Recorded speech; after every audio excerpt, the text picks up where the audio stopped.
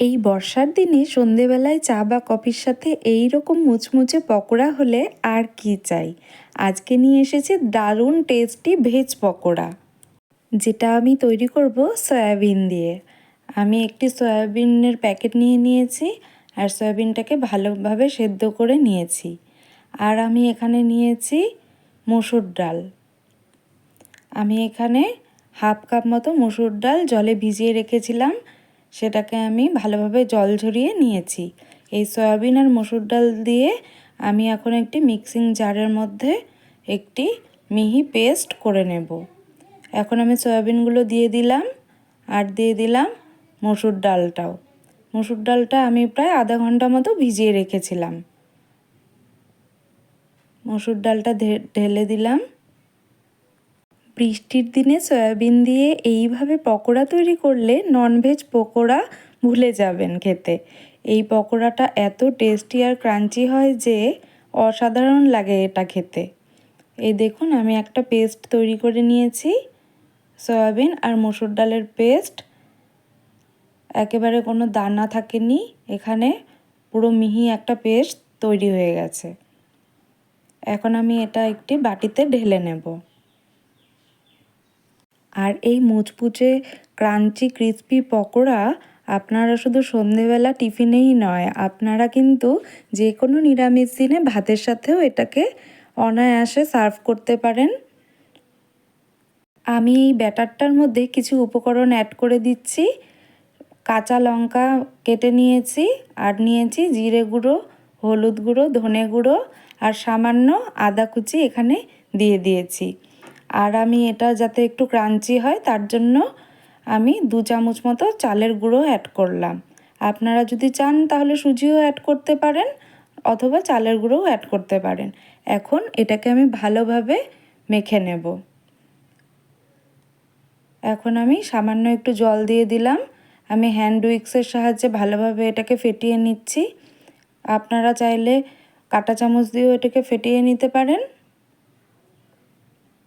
তবে ভালোভাবে ফেটিয়ে নিলে এটা কিন্তু দারুণ ক্রিস্পি হবে। তাই জন্য একটু সময় নিয়ে ভালোভাবে এইভাবে ফেটিয়ে নেবেন। আর এটাকে ফেটিয়ে নেওয়ার পর প্রায় 10 থেকে 15 মিনিট মতো ঢাকা দিয়ে রাখতে হবে। দেখুন, আমার এটাকে ফেটানো হয়ে গেছে। এখন আমি 10 থেকে 15 মিনিট মতো ঢাকা দিয়ে রাখবো। 10 থেকে 15 মিনিট পর এই দেখুন আমি ফিরে এসেছি।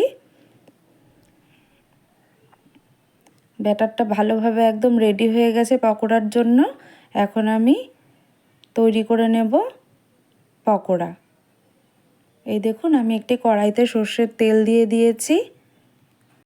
তেলটা আমি ভালোভাবে গরম করে নিয়ে একটি চামচের সাহায্যে ছোট ছোট করে আমি এই পকোড়াগুলোকে ছেড়ে দিচ্ছি। লো টু মিডিয়াম আঁচে এটাকে ফ্রাই করে নিতে হবে, না হলে কিন্তু ভেতরে কাঁচা থেকে যাবে। তাই জন্য লো টু মিডিয়াম ফ্লেমে এটাকে প্রায় 10 থেকে 15 মিনিট মতো ফ্রাই করে নিতে হবে। তেলের মধ্যে ছেড়ে দিয়েছি। এখন আমি 3 থেকে 4 মিনিট মতন ভালো করে এটাকে লালচে করে ফ্রাই করে নেব। আর লো ফ্লেমে করলে প্রায় 10 মিনিট মতো অপেক্ষা করতে হবে, তাহলে একদম ভেতর থেকে ক্রিস্পি হয়ে যাবে এই পকোড়াগুলো। দারুণ মুচমুচে হবে এটা খেতে। ভালোভাবে লালচে করে এখন আমি ফ্রাই করে নিচ্ছি। এই যে দেখুন, প্রায় হয়ে এসেছে। আর কিছুক্ষণ ফ্রাই করে নিলেই এটা রেডি হয়ে যাবে। আর প্রায় 10 মিনিট মতন এটাকে ফ্রাই করলেই এটা একদম তৈরি হয়ে যাবে। খুবই সামান্য উপকরণে আপনারাও এই বৃষ্টির দিনে এই রকমভাবে পকোড়া বানিয়ে নিতে পারেন।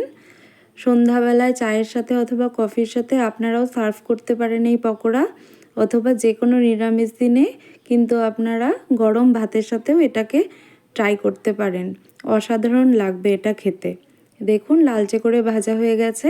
এখন আমি একটি পাত্রে এটাকে তুলে নিচ্ছি। সবগুলো পকোড়া এখন আমি এই বাটিতে তুলে নেব। আমার মতন এইভাবে নিরামিষ পকোড়া একবার আপনারা বাড়িতে বানিয়ে দেখবেন।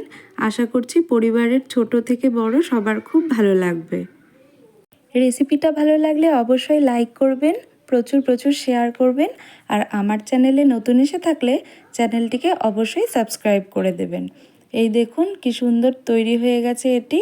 এখন আমি একটি পকোড়া আপনাদেরকে দেখাচ্ছি ভেঙে। এই দেখুন কতটা ক্রিস্পি হয়েছে। তৈরি হয়ে গেল দারুণ টেস্টি সয়াবিনের পকোড়া। সন্ধ্যাবেলা বৃষ্টির দিনে চা বা কফির সাথে এই গরম গরম ক্রিস্পি পকোড়া অথবা টমেটো কেচাপের সাথে এই পকোড়া সার্ভ করতে পারেন। দেখবেন ছোট থেকে বড় সবার মুখে হাসি ফুটে উঠেছে। তাহলে রেসিপিটি ভালো লাগলে অবশ্যই কমেন্ট বক্সে জানাবেন। তাহলে আজকের মতো এ পর্যন্তই, আবার হাজির হব অন্য কোনো ভিডিও নিয়ে। ধন্যবাদ।